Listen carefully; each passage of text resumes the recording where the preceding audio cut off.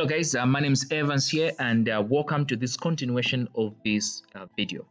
In this tutorial, looking at the February-March 2018 IGCSE ICT, and we have been looking at document production. In the last video we ended with step number 6, and now we pick up with step number 7. So step 7 says insert a blank line at the start of the document and enter the title New Campus News, okay, and apply that. So I'm just going to, okay, it's fine, apply the TU title style to this text, okay, New Campus News. So go ahead at the start of the document, insert a blank line and enter New Campus News, okay, and you apply the TU title to this okay.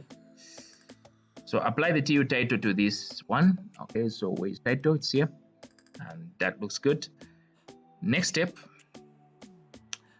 So done with that. Below the title, add the subtitle produced by, and then add your name. Apply the TU subtitle style to this text. Okay. So let's go ahead and do just that. So I'll just hit enter key on my keyboard, produced by. And then Casa Evans, and then this one you're going to add to make it to add the TU subtitle. Okay, all right, so next one is step number, so done with these steps here.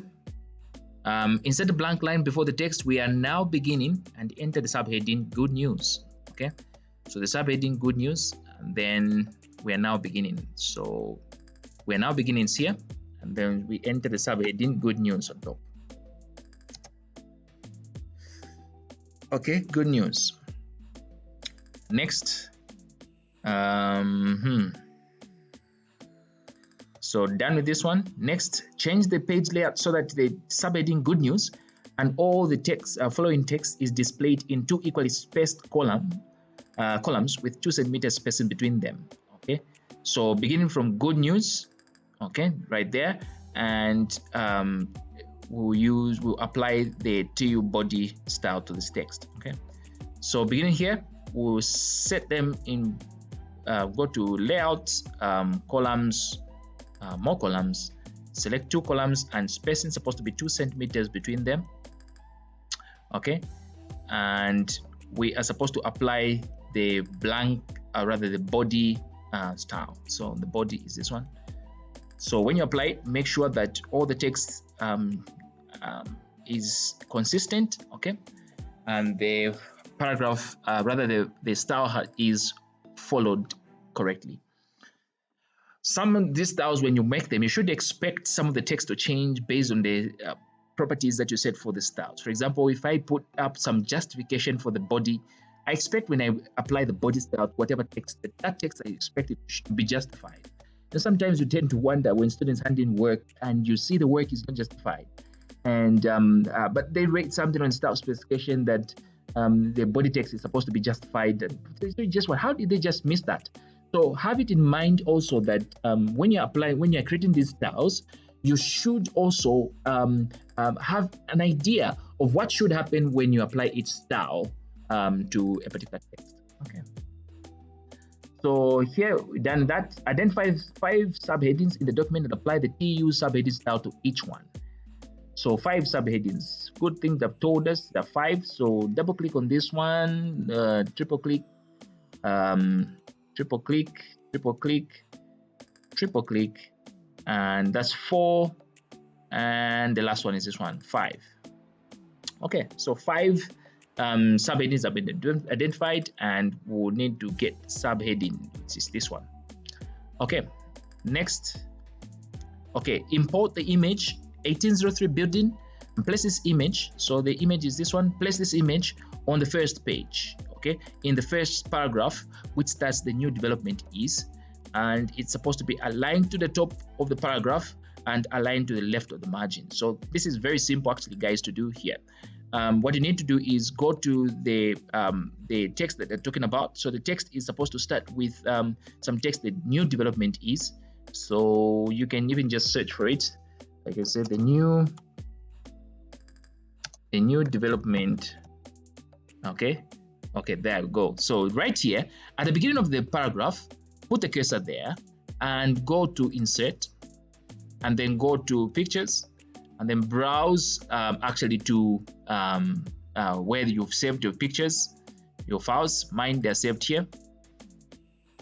And then once you put the picture there, now follow the next instruction. So don't move around, don't tamper with the picture, just leave it. So it says resize the image to fill half the column space and maintain the aspect ratio.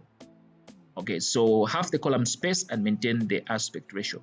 So notice that the image has actually fit the exact column space. So if you notice, if you go to size and property for this image, size and position rather, you notice that the width is 7.5 centimeters. If you also go to the paragraph width, the column width, notice that it's also 7.5 centimeters. So halfway, 7.5 divided by 2, that's something like 3.75, I think. 3.75. Yeah, 3.75. So we need to go to size and position and change this to 3.75. That's halfway.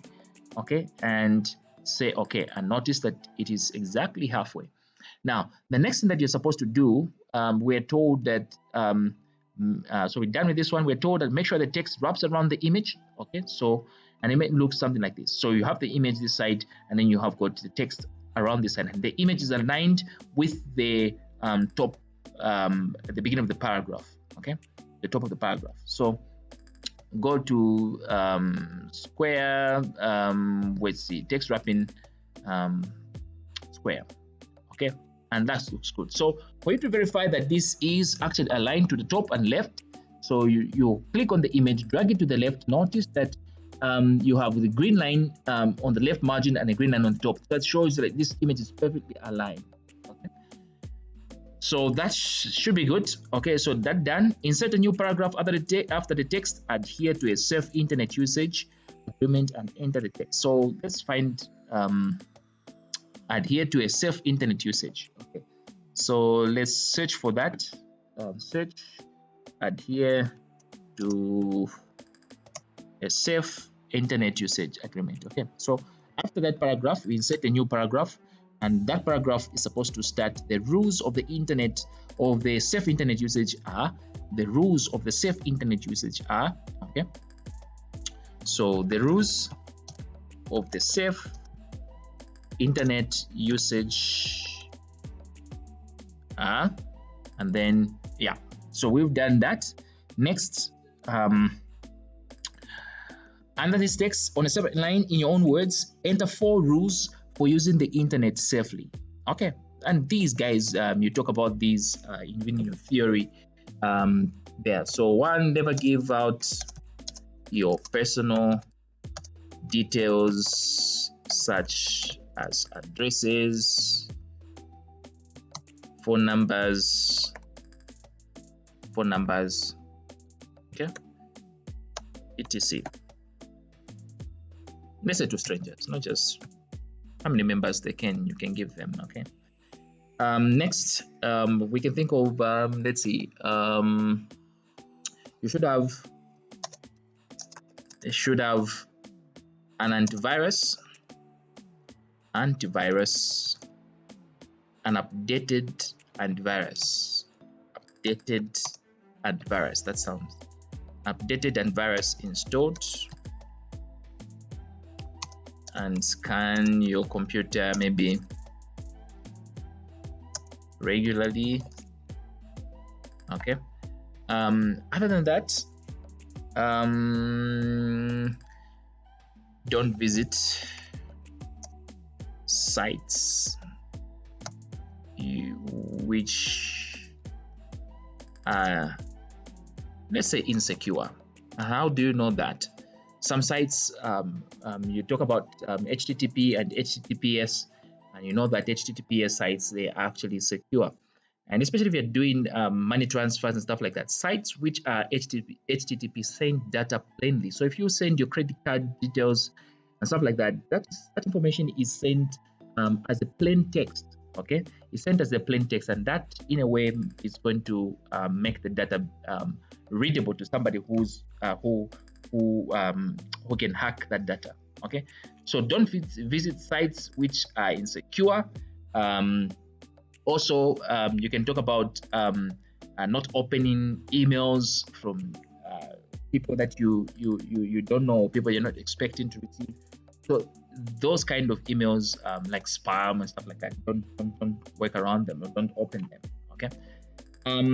The other thing maybe that we can point out, there are many things, guys, of course, that we can like, for example, if you're doing social media, I've seen people, they set properties such as only certain people can see their photos. If you're not a friend with them on Facebook, for example, you cannot see their photos. So you can adapt certain security measures or privacy measures on your account. Okay, so that's that. Okay, so we were told to put 4. Never. Okay, so we never visit sites which are insecure. Bearing the protocol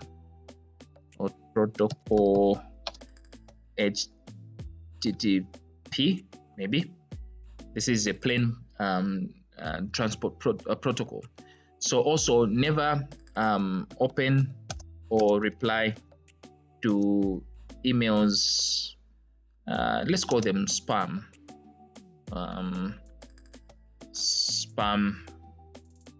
Okay, some spam is good because you signed up for it. Okay, so yeah, but let's just say never reply to emails or emails that you don't trust. Okay, 4 are enough, guys, because of time. There are many other things that you can do. So next thing that we need to do is to apply the TU body style or bullet style to these 4 rules. So apply the TU bullet style. So they start from here up to there, and apply the TU body bullet style. So where is it? This one here. Okay, that looks good. The next thing that you're supposed to do is what? Import the table 1803 HOD and place it at the end of the document after the heads of departments were. So let's search for the text first of all. The heads of department who are, okay, that's that. So after that, hit enter key and insert table. So HOD file is this one. Open it, copy this table, just copy it and go ahead and paste it right here. Okay, so notice when you paste the table that it actually continues on the next table, and you cannot leave your table like this. You must play around with this table so that the information on the table is presented very well. Okay, otherwise like this is not good. Okay, and you can lose marks for that. So what you need to do is not just to push this table to the next line like most students would do, but this table depends on this paragraph. So I would rather you push the entire paragraph to the next line like that. Okay, so push the next paragraph to the next line like this, and this makes it look a bit neat, because somebody can continue to read right from here and know that, well, you're talking about this table is presenting this. So now what you need to do also here, notice that this table is out of the margin. The margin is here and the table has protruded. So we want the content of this table to fit there. But notice that this is part of what the question tells us. So format the table so that the TU table is applied. So let's apply the TU table. So format and apply TU table where you. So TU table is this one. And yeah. So the next thing that we're supposed to do is to let's see, go here. It fits within the column width. So let's see. So for it to fit within the column width, you can try to drag around the edges of this, but that won't help so much. What I'd like to do is to select the table and go to layout, and then where it says auto fit, come here and say auto fit content. Okay, and then click there, and notice that now the table actually fits within the margin. Okay, the table fits within the margin, which is very good. But notice that after you do this, the next thing says no text is split when wrapped within a cell. So if you come here, you'll notice that some text, where there's text wrapping, so we have text wrapping in electrical engineering, for example, in mechanical engineering, the text has wrapped because it has continued the next line. But notice what is happening in the text that is between here. You have text which is single word which has continued the next line. So there's a split of words. So what you need to do is to actually get this line, drag it like that, drag it a little bit further, maybe just about that. Okay, and drag this one a little bit this side. So you're just playing around with this just to make sure that it's within the margins, but also okay, so if you notice, it's within the margin this side, and notice it is within margins because we've set the property for this so that it should fit within the contents that we have. Okay. Also, on the first two columns in the first row are merged. So let's merge the first two columns. So it's actually this one and this one, and you need to merge them. So merge them, and then next, the text name is centered in the merge cells. So make sure that this is centered in the merge cells. So center it. Okay. Then next, the text in all rows is center aligned vertically. So this one, guys, is very important because if you don't get it properly, you may do something wrong. Okay, and let me show you the wrong thing that you can do. Okay, so vertically, center aligning vertically does not mean horizontally. Now, most students, they think if you get this text, you just select it and go to this one. This is horizontal alignment. Okay, what happens when you do that, the text is aligned that way. But this is not what we are talking about. This is not vertical alignment. This is horizontal alignment. From left to right, the space is equal. But we are talking about from top to bottom, which is vertical alignment. So I'm going to take it back the way it was, and it was left aligned. And I'm going to go to some other properties. Let me see where. Go to layout. Let me see. Okay, so layout is here. So vertical alignment is this one here. So center align, center text vertically and align it to the left side of the cell. We don't want to go to middle or right one because the text is already in the middle. We just want to center it, to vertically align it the center way. So we select this one. And notice that the text is vertically aligned. How you can tell is that the space on top between Asi, Niraj, and the space below, the white space there, is equal. So you will notice that from top to bottom, the text is aligned in the middle. Okay, so that should be fine. And all borders and grid lines are visible when printed. Okay, we should be good to go. This is fine. And spell check and proofread the document. Make sure that the lists and tables do not split over two columns or pages. This is what we did. There are no widows or orphans. There are no blank pages. The house style specification have been followed and correct styles applied as instructed. And the spacing between all items is consistent. Okay, so let's go ahead and do just some of that. So spell check and grammar check are two different things. You're being asked to do a spell check. So for spelling, you need to okay, so ignore all Tamara, whatever. Let's just print about the window for checking the grammar. Okay, so mine is Alt F7. For you, it could be F7. So grammar, ignore all grammar. As long as you see it's grammar, just ignore it. So grammar, ignore. This is not an English exam. We're not here to correct sentences. Okay, so all grammar must be ignored. I've seen some students trying to, no, this sentence is not okay. You're trying to show us how good you are at English. No ways. Okay, so grammar must be ignored.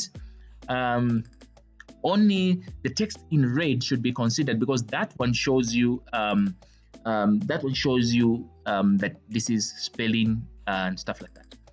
Okay, so grammar ignored and ignored. Now we go to the spelling. Now again, the spelling, you must be careful. Don't just now start to change everything, change all. You change even the names. So some names are not English words. For example, my name Chikasa is not English. It actually means a big foot in my language. And boy, I tell you, I wear size 11. Some names, they just make the child behave or become what they talk about. So my name is Chikasa, and in my language it means a big foot, and I wear size 11. Okay, so right, so ignore all, do with the names, ignore all these are nouns, so I don't expect them to be English, so I ignore all of them. Ignore all of them, and that should be good. Spellings, so that should be good. Right, so the next thing that we're supposed to do is just to go ahead, save the document using the file name and format step in step 3, and print the document. Make sure that you center number, candidate number, and whatever appear on the document. And then you go with your 32 marks, guys. Okay, so this is very, very simple stuff. Okay, so thank you so much for watching this video, guys. Do not forget to subscribe, to share, to like.